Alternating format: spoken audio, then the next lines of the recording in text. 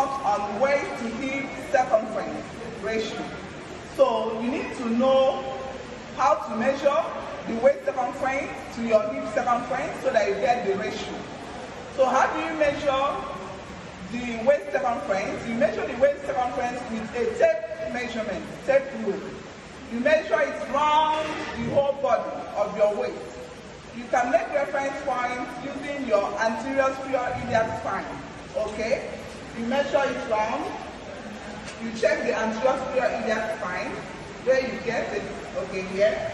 You now measure it round. Okay? In centimeters. Okay? Our own is 78 cm. Then you now measure the waist, the hip circumference.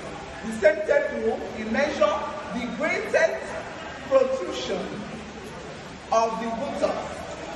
The greatest protrusion of the buttocks lies at the midpoint of the gluteal muscle. You measure it round to get the hip circumference in centimeters.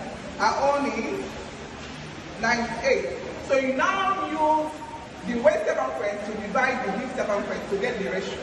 So since our own is 58 over 98, you divide the waist circumference to the hip circumference to get the ratio. So the normal for women is supposed to be 0.8.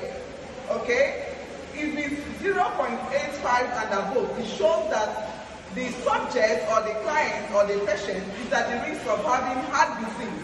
For women, for above 0.85 shows that the person might have heart disease. For men, the normal ratio, waist to hip ratio, is supposed to be 0.9. So if it's 1 and above, it shows that that person might later have a high risk of heart disease or diabetes. Like, share, and comment. See you next time. Bye.